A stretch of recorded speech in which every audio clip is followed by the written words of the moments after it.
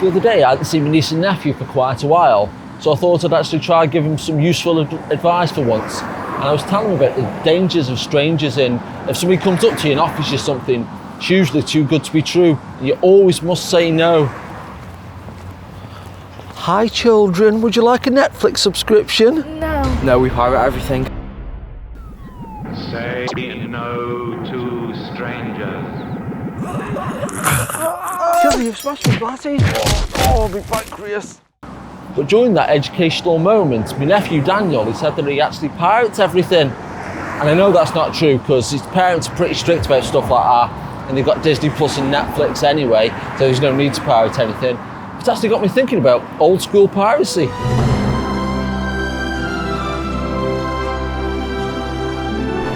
Did you know that piracy was actually invented in 1983 when Amstrad launched the TS-35 twin tape deck hi-fi tower system?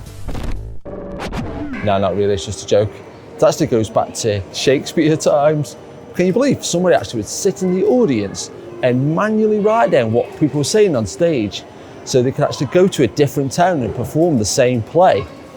And not going back to Shakespeare times, but my earliest memory of piracy is one of my friends at school used to have a C90 tape full of Spectrum games, like filled up completely. But the most amazing one to me was when that same friend's dad copied Jet Set Willy, and it had a little card with loads and loads of colours on. And he actually brought some pens, felt tip pens, and some paper from the shop, and copied that copy protection out by hand, so you won't have to pay $7.99 for a Spectrum game. Well, of course, I never pirate anything myself. But one of the most famous instances of piracy, well, one that always comes to mind, if anybody ever talks about E.T., one of the very first things they ever mention is, oh, they had a pirate copy of it. And I was doing some research into this, and E.T. wasn't released until 6 years after it was released at the cinema. But if you think about it, in 1982, you had a camcorder to do a cam copy of it for E.T. Like, I don't think the first commercial camcorder came out until 1983. And even if you think, oh, a cam copy did exist, how many people in the very early 80s had a VHS or Betamax video to watch these cam copies on? And you know, they would have been so expensive. So is it just an urban legend that pirate copies of E.T. actually existed? Can you ever remember seeing a pirate copy of E.T.? And this was almost perfect serendipity. But I got the issue of Fireworks magazine, which is a brilliant hard rock, hair metal AOR magazine. And there's an interview in here with Mr. Big, well, Billy Sheehan, I should say, the bass player from Mr. Big.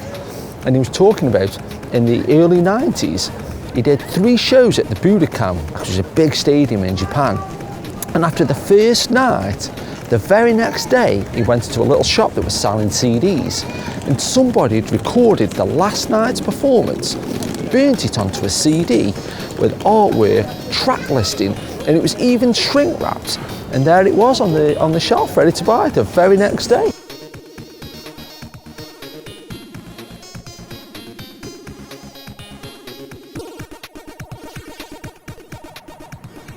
It's funny to think with piracy though, there was actually commercial ways of selling piracy.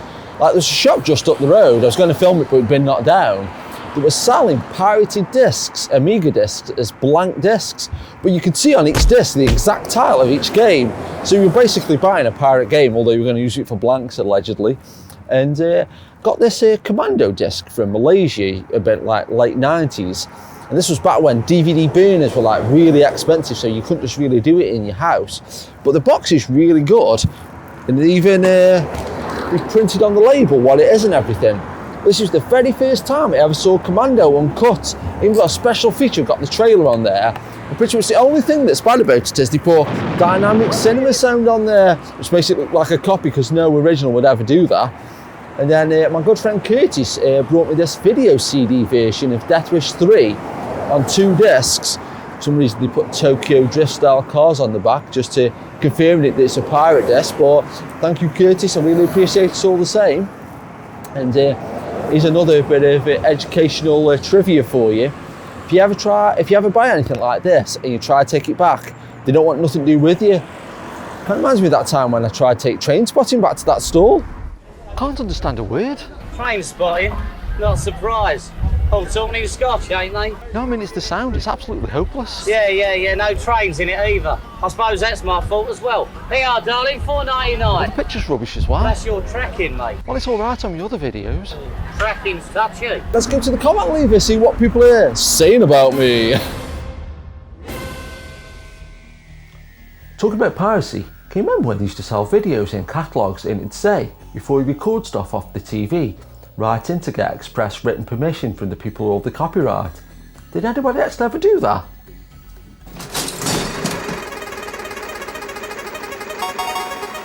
Ooh, this is from Treguard 1982, who I sometimes talk to on the Mikey and Janie Twitch live streams. And he's put, nice to get a notification from the lock when you're feeling like crap. Timed it very well. Smiley face. Well, that's a especially nice comment because we don't normally get nice comments. So thank you for the first nice comment. And if Treguard was born in 1982, that was the same year E.T. was released. Wonder if he ever had a pirate copy of E.T.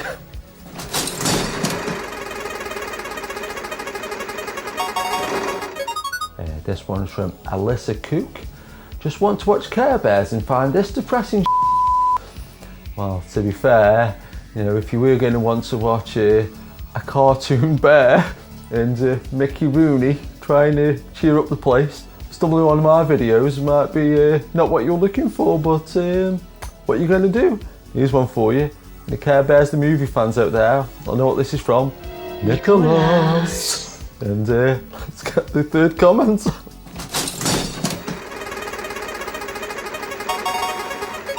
This is from Geeta Tyagi. Appreciate this man. He reads comments after 7 years.